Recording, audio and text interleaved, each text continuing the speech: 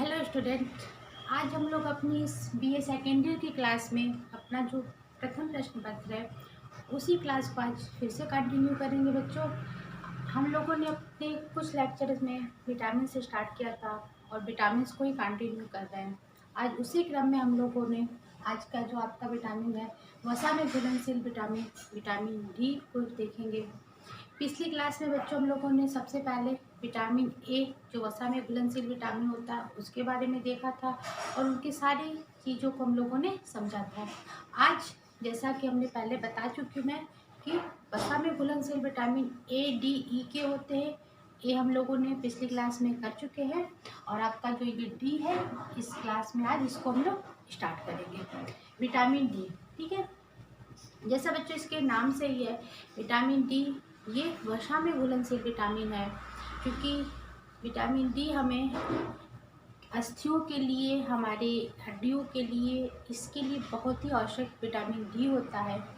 इसकी भी खोज बहुत बाद में हुई, जैसे कि विटामिन ए के बाद हुई, इसलिए इसको सेकेंडरी विटामिन के रूप में जाना जाता है। जब एक के बाद एक विटामिन की खोज होती जा रही थी तो उसी में जब चूहों पे फिर से एक शोध किया गया, प्रयोग किया गया, तो उसमें ये बात सामने आई कि शरीर में कोई भी रिकेट्स, इससे होने वाली जो बीमारियां होती है, रिकेट्स, टिटेनी, ऑस्टियोमेलेसिया, ऑस्टियोपोरोसिस, तो इन सभी चीज़ों में हड्डियों से जो रिलेटेड प्रॉब्लम समझ में आई वो उसके लिए कौन सा उत्तरदायित्व माना गया, किस विटामिन को समझा गया कि किस विटामिन से सारी प्रॉब्लम्स हो रही हैं, तो वो सामने बात उसको नाम दिया गया विटामिन डी का नाम दिया गया। ठीक है, तो सबसे पहले हम लोग विटामिन डी के बारे में कुछ जान लेते हैं कि विटामिन डी में हम क्या।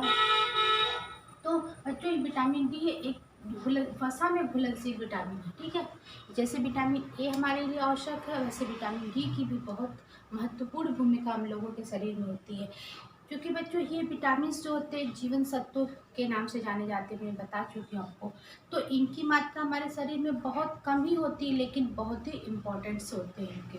तो इसे अस्थि विकृति नाशक विटामिन भी कहते हैं। क्या कहते हैं? अस्थि विकृति नाशक विटामिन, यानी कि जो भी हमारा बॉडी जिस पे एक हड्डियों का ढांचा है, उसके ऊपर मांसपेशियां हैं, उसके ऊपर हमारी त्वचा की एक लेयर है, तो जो हमारा बेस है हड्डियों का, जो हमारा ढांचा शरीर का है, उसके लिए ये विटामिन सी सबसे ज़्यादा इम्पॉर्टेंट होते हैं, क्योंकि विटामिन डी ही अस्थि विकृति नाशक विटामिन के रूप में जाना जाता है। ठीक है, तो ये विटामिन हमारे शरीर के लिए बहुत ही इम्पॉर्टेंट होते हैं, क्योंकि जो हमारे शरीर का पूरा आधार किस पे बना हुआ है? अस्थियों से बना हुआ, उसके ऊपर मांसपेशियां और उसके ऊपर एक त्वचा की लेयर पाई जाती है। लेकिन जब शरीर का आधार मजबूत रहेगा तो ही सारी क्रिया होती है, इसलिए ये अस्थि विकृति नाशक विटामिन माना जाता है। इसकी कमी से हमारे शरीर में अस्थियों से रिलेटेड जितनी प्रॉब्लम होंगी, दांत से रिलेटेड, अस्थियों से रिलेटेड, वो सारी प्रॉब्लम्स हमारे शरीर में देखने को मिलेंगी। इसलिए इस विटामिन की उपयोगिता हमारे शरीर में बहुत ही ज़्यादा होती है। ठीक है, अब बात कर लेते हैं रासायनिक संगठन की। ठीक है, रिकेश प्रतिरोधक पदार्थ तथा स्टीराल्स यौगिक, इन दोनों के सम्मिलित रूप को क्या कहते हैं? विटामिन कहते हैं। इसका जो रासायनिक संगठन है वो आपका प्रतिरोधक पदार्थ, जिससे बीमारियों को दूर किया जाता है, तथा स्टीराल्स यौगिक का, इन दोनों को ही सम्मिलित रूप से क्या कहते हैं हम लोग? विटामिन कहते हैं। ये इसका रासायनिक संगठन होता है। ठीक है, और बात होती है कि विटामिन डी आपके हमारे कितने प्रकार के होते हैं। तो ये विटामिन मुख्यतः दो प्रकार के होते हैं बच्चों। विटामिन डी दो प्रकार के होते हैं, पहला विटामिन D2 और दूसरा विटामिन D3। तो जब इसके रासायनिक संगठन को हम लोग देखेंगे तो ये चूँकि वसा में घुलनशील विटामिन है और जल में ये अघुलनशील है, तो इसकी रासायनिक संगठन भी उसी हिसाब से आगे बढ़ती चली जाती है। क्योंकि विटामिन डी हमें सबसे सस्ता और आसानी से उपलब्ध होने वाला साधन है, तो ये हमारे किन भोज्य पदार्थों में तो मिलेंगे, साथ में सूर्य के प्रकाश में सबसे ज़्यादा विटामिन डी पाया जाता है। और दूध को हमने हमेशा बताया है कि एक बैलेंस डाइट के रूप में, तो दूध है, दूध से बने जितने भी पदार्थ हैं आपको, ठीक है, दूध से बने जितने भी पदार्थ हैं वो सब में हमको विटामिन डी की पूर्ति हो जाती है। क्योंकि बच्चों विटामिन डी का जो एक सबसे महत्वपूर्ण वर्ग पता है क्या होता है? ये हमारे शरीर में कैल्शियम और फास्फोरस का अवशोषण करता है। ठीक है, अगर ये विटामिन डी हमारे शरीर में ना रहेगा तो जो हम अपने बॉडी के लिए, अपने शरीर की रिक्वायरमेंट के हिसाब से कैल्शियम और फास्फोरस का उपयोग करते हैं, अपने आहार में शामिल करते हैं, तो विटामिन डी की ही मदद से उनका अवशोषण होता है, यानी कि हमारे शरीर में उनका ऑब्जर्वेशन होता है। तो अगर विटामिन डी की मात्रा हमारे शरीर में नहीं रहेगी तो कैल्शियम और फास्फोरस का, जो हड्डियों के लिए, दांतों के लिए, हमारी सभी चीज़ों के लिए आवश्यक है, उनका अवशोषण अगर नहीं होगा शरीर में तो हमारे शरीर से पास आउट हो जाएंगे किसी भी कारण से। तो वो शरीर में, जब शरीर से वो बाहर निकल जाएंगे तो उनकी कमी से अन्य बीमारियां होंगी। तो विटामिन डी हमारे लिए इसलिए बहुत ही ज़्यादा आवश्यक होता है कि कैल्शियम और फास्फोरस का अवशोषण करता है। इसकी मदद से जब कैल्शियम और फास्फोरस का अवशोषण हो जाएगा तो विटामिन डी की उपयोगिता हमारे शरीर में वैसे ही बहुत ज़्यादा बढ़ जाएगी, और जो वो कैल्शियम और फास्फोरस है उसके सारे जो फ़ायदे होते हैं वो हमें प्राप्त होंगे। ठीक है, तो विटामिन डी की अपनी एक अलग विशेषता, और चूँकि ये सबसे सस्ता साधन के रूप में अगर हम लोग देखें, अगर हम प्रतिदिन सुबह की जो मॉर्निंग की धूप होती है सूर्य की, उसको 15 से 20 मिनट तक अगर हम लोग लेते हैं तो हमारे शरीर में विटामिन डी की आपूर्ति बहुत ज़्यादा, मतलब उसकी कमी को पूरा किया जा सकता है। और उसके बाद जितने भी दूध से रिलेटेड सामान है, आपके दूध, दही, घी, मक्खन, इन सारी चीज़ों से हमें विटामिन डी की प्राप्ति हो जाती है। जैसे आपके वेज में हो गया, नॉन वेज में जिसमें आपके अंडे हैं, और फिर यकृत के लीवर वगैरह, तो उनसे भी हमें विटामिन डी की पूर्ति हो जाती है। अब बात कर लेते हैं इनकी विशेषताओं की। ठीक है, विटामिन डी की विशेषताएं क्या है। विटामिन डी बच्चों सफ़ेद रंग का रवेदार पदार्थ होता है। हाँ, ये गंध रहित होता है, इसमें कोई गंध की नहीं होती, मतलब कोई उस स्मेल नहीं होती है। ये वसा में घुलनशील है ये वसा में घुलनशील है। तो ये जब वसा में घुलनशील है, तो मैंने बच्चों जब वसा से विटामिन स्टार्ट किया था तो वसा में घुलनशील विटामिन की विशेषताएं बताई थी। तो जो भी वसा में घुलनशील विटामिन होते हैं बच्चों, वो हमारे शरीर में कुछ दिनों तक स्टोर रहते हैं, वो हमारे बॉडी में स्टोर होते हैं। और जो जल में घुलनशील विटामिन होते हैं बी और सी, उन बी और सी जो आपके हैं, ठीक है, बी और सी, ये हमारे शरीर में बहुत देर तक स्टोर नहीं होते। ये सी तो बहुत ही ज़्यादा है, सी को तो हमको पर डे अपने आहार में लेना पड़ता है। और वसा घुलनशील विटामिन में ये क्वालिटी है, विशेषता इनकी, ये हमारे शरीर में पर डे कि 1 दिन 2 दिन अगर नहीं भी आदमी यूज़ करता है, मतलब आहार में लेता है, तो वो भी उसकी पूर्ति हो जाती है, क्योंकि ये हमारे शरीर में कुछ मात्रा तक स्टोर होते हैं। तो ये इसकी बहुत ही वसा में घुलनशील विटामिन की जो होते हैं, इनकी बहुत ज़्यादा विशेषता के रूप में देखी जाती है कि विटामिन उपयोगी हैं। और ये पानी में अघुलनशील है। ठीक है, पानी में क्या है, ये अघुलनशील होते हैं। बच्चों, विटामिन कोई भी हो, जितने भी विटामिन होते हैं उनकी सारी की उपयोगिता हमारे शरीर में होती है, लेकिन सब एक दूसरे से कनेक्टेड होते हैं, सबको एक दूसरे की आवश्यकता होती है, और जो हमारे शरीर की सारी आवश्यकताओं की पूर्ति वो करते हैं।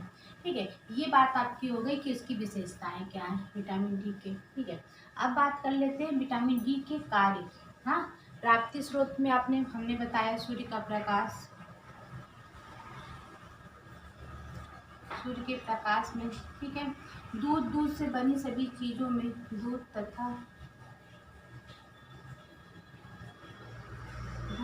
दूध से बनी चीज़ों में। ठीक है, ये विटामिन डी सूर्य के प्रकाश में सबसे ज़्यादा हो जाएंगे, दूध तथा दूध से बनी सभी चीज़ों में। और फिर आपके जितने ये नॉनवेज, मतलब आप आहार लेते हो, उसमें भी विटामिन डी की पूर्ति पूरी तरह से हो जाती है। ठीक है, अब बात कर लेते हैं विटामिन डी के कार्य की। ठीक है, सबसे पहला इसका इम्पोर्टेंट कार्य बच्चों कि कैल्शियम और फास्फोरस के अवशोषण में। मैंने अभी पहले भी बताया, अभी कुछ देर पहले, कि कैल्शियम और फास्फोरस के अवशोषण में, यानी कि विटामिन डी हमारे शरीर में जो हम अपने अन्य आहार से कैल्शियम और फास्फोरस की को शामिल करते हैं, उसके अवशोषण, मतलब चयापचय में, कि शरीर में भोजन का क्या होता है, भोजन का पाचन होता है, अवशोषण होता है, और चयापचय की क्रिया होती है। तो उन सारे अवशोषण की क्रिया के द्वारा हमारा जो भी पोषक तत्व होता है वो हमारे ब्लड में समाहित हो जाते हैं। तो ये कैल्शियम और फास्फोरस को अवशोषण करने में मदद करता है, जिससे कैल्शियम और फास्फोरस हमारे शरीर में अशोषित हो जाते हैं। अन्यथा ये हमारे शरीर से अगर पास आउट हो जाएंगे, शरीर से उत्सर्जित हो जाएंगे, तो हमारे शरीर में इनकी कमी हो जाएगी और इनसे रिलेटेड अन्य बीमारियां हम लोगों को हो जाएंगी। बच्चों, ये खनिज तत्व होते हैं कैल्शियम फास्फोरस। जब आगे हम अभी मिनरल से स्टार्ट करेंगे तो उसमें जितने भी खनिज तत्व होते हैं उनके बारे में हम लोग देखेंगे कि हमारे शरीर में कितने प्रकार के खनिज तत्व पाए जाते हैं। ठीक है, ये आपके हो गए। अब बात आती है अस्थियों के निर्माण में। ठीक है, अस्थियों के निर्माण में अस्थि विकृति नाशक इसको बोला ही गया है। इस विटामिन का क्या नाम है? अस्थि विकृति नाशक विटामिन। तो अस्थियों के निर्माण में हमारे शरीर में जितने भी जो हमारा आधार है शरीर के निर्माण के लिए, अस्थियों के निर्माण के लिए हमारे लिए बहुत ही आवश्यक होते हैं, जिससे हमारी अस्थियाँ मजबूत होती हैं, उसमें लचक होती है और फिर वो हमारे शरीर के पूरे बैलेंस को कवर करती हैं। और फिर तीसरा है रक्त में कैल्शियम और फास्फोरस की मात्रा को सही करना। इसका मेन वर्क है कैल्शियम और फास्फोरस। तो कैल्शियम और फास्फोरस जहाँ जहाँ हमारे शरीर में वर्क करता है उसकी मात्रा को ये सही बैलेंस बनाने में हमारी काफ़ी मदद करते हैं। ठीक है, फिर चौथा दांतों की मजबूती हेतु। ठीक है, दांतें हमारे क्या, दांत हमारे एनिमल जो होते हैं हमारे कठोर होते हैं, उनके हड्डियों के विकास के लिए, दांतों की मजबूती के लिए क्या होता है? विटामिन डी बहुत ही आवश्यक होता है और ये हमारे शरीर को रक्षा करता है। ठीक है, शारीरिक वृद्धि हेतु। हाँ, कैल्शियम बच्चों शारीरिक वृद्धि हेतु में क्या प्रोटीन चाहते हैं, कैल्शियम की मात्रा, फास्फोरस की सब की मात्रा चाहती है, जिससे हमारी शारीरिक वृद्धि होती है। तो विटामिन डी जब हमारे शरीर में मौजूद होगा, हम उसको अपने आहार में शामिल करेंगे तो हमारी शारीरिक वृद्धि भी बहुत अच्छे से होती है। हमारी लंबाई में, हमारे स्वास्थ्य में, हमारी चीज़ों में, सारी चीज़ों की पूर्ति हो जाती है। और जो दूध ऐसा एक पोषक तत्व है, एक संतुलित आहार है जो इन सारी कमियों को हमारे दूर करता और हमारे भोज्य पदार्थ को एक संतुलित बैलेंस प्रदान करता है। तो ये थे विटामिन डी के वर्ग कि विटामिन डी के क्या क्या कार्य हैं। ओके, अब बात करते हैं हम लोग,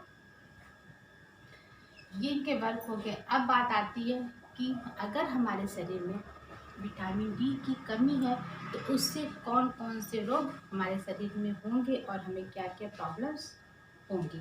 ठीक है, तो पहला करते हैं हम लोग रिकेट्स की बात। ठीक है, रिकेट्स बच्चों, ये रिकेट्स जो होता है ये सामान्यतः बच्चों में 1 से 3 साल, कितना होता है? 1 से 3 साल तक के बच्चों में।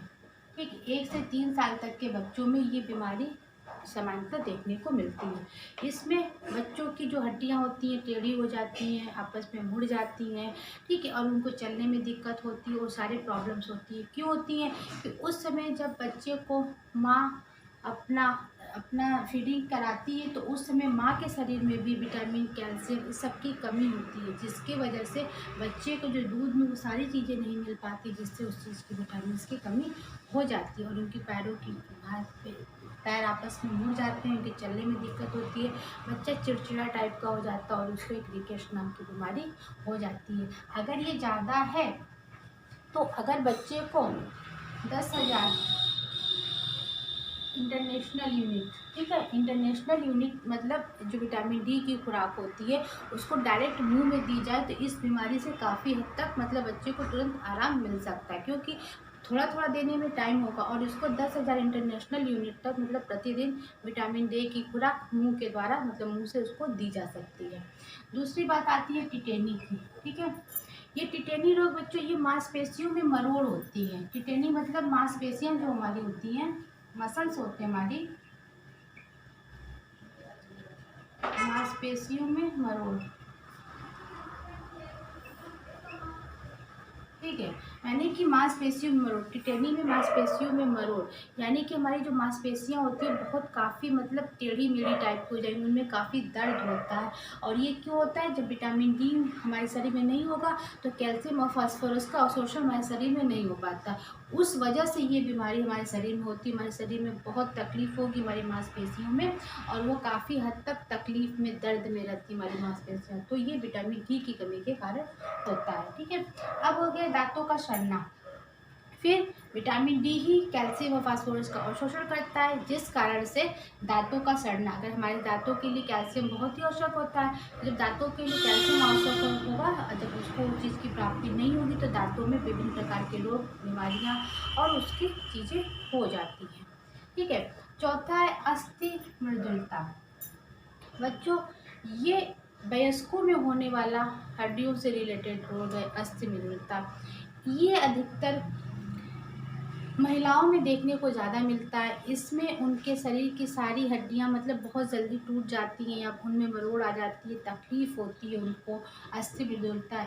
ये उन महिलाओं में ज़्यादा होता है बच्चों जो पर्दा प्रथा के कारण या फिर घर से बाहर न निकालने के कारण मतलब सामान्यतः अधिक से अधिक वक्त अपना घर में बिताती, जिससे उनको सूर्य का प्रकाश या फिर और चीज़ें नहीं मिल पाती, जिससे ये अस्थि मृदुलता रोग होता है। ये अधिकतर महिलाओं में होता है और गर्भवती महिलाओं में या स्तनधारी महिलाओं में ये ज़्यादा देखने को मिलता है, क्योंकि गर्भवती महिलाओं को उस समय एक के साथ दो जो आहार की पूर्ति होती है, अगर वो ना हो तो भी गर्भवती महिलाओं में अस्थि मृदुलता, और महिलाओं में उनके कूल्हे में, उनके पैरों में, उनके लिए बहुत ज़्यादा मतलब कमजोरी होती है और उसमें टंकन टाइप की आवाज़ टाइप की होती है। अस्थि मृदुलता में ये रोग महिलाओं में अक्सर देखने को मिलता है। अक्सर क्या, ये मतलब मैक्सिमम अस्थि मृदुलता महिलाओं में ही होता है और पुरुषों में सामान्यतः बहुत कम देखने को मिलता है। ठीक है। अब बात आती है ऑस्टियोपोरोसिस की। बच्चों, ये भी हड्डियों से रिलेटेड रोग है, विटामिन डी की कमी के कारण होता है, लेकिन ऑस्टियोपोरोसिस जो होता है ये वृद्धों में होता है। ठीक है। ये अस्थि मृदुलता है जो ये वयस्कों की बीमारी हो जाती है, और ऑस्टियोपोरोसिस जो वृद्धजन में ये देखने को मिलता है, वृद्धजन में ये देखने को मिलता है, क्योंकि उस वृद्धावस्था में जब शरीर उत्तराध की ओर चला जाता है तो उनके शरीर से जो भी प्रोटीन है, कैल्शियम, उस चीज़ों की कमी होती चली जाती है और ऑस्टियोपोरोसिस रोग उस समय हो जाता है। फिर उनका कोई अगर फ्रैक्चर हो गया या हड्डी टूट गई तो बहुत जल्दी नहीं जुड़ती, उनमें टंकन होता है, उनमें आवाज़ होती है और फिर वो बहुत जल्दी टूट भी जाती हैं और बहुत जल्दी जुड़ती मेरी नहीं। तो ऑस्टियोपोरोसिस किस में होता है? ये वृद्धजनों की बीमारी और ये वृद्धजनों में ये होता है।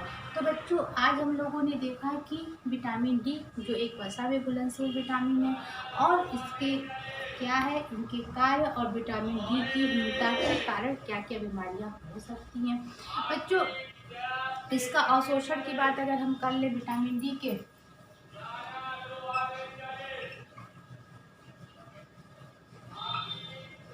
अवशोषण की बात कर ले बच्चों, तो विटामिन डी का अवशोषण हमारी छोटी आंत में होता है और विसर्जन में हमारे शरीर से ही बाहर भी निकल जाता है, लेकिन मेन अवशोषण की प्रक्रिया क्या होती है, इसके छोटी आंत में संपन्न हो जाती है। और ये हमारे संग्रह का, ये हमारे विटामिन डी संग्रह भी होता है बच्चों। संग्रह क्या हो जाता है, ये हमारे मस्तिष्क में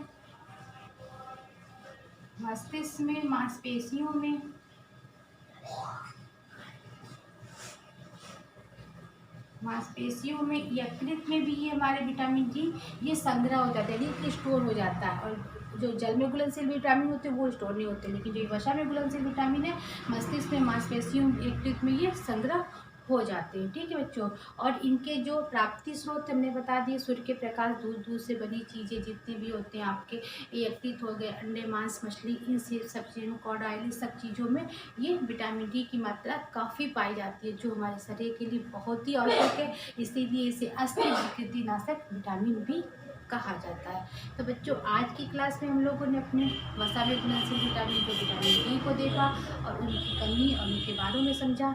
अब हम लोग अपनी नेक्स्ट क्लास में वसा में घुलनशील विटामिन जो आपका तीसरा पॉइंट है विटामिन ई उसको स्टार्ट करेंगे और उसके विटामिन ई को पूरा हम लोग डिस्कस करेंगे। आज की क्लास के लिए इतना ही करते हैं बच्चों। Thank you.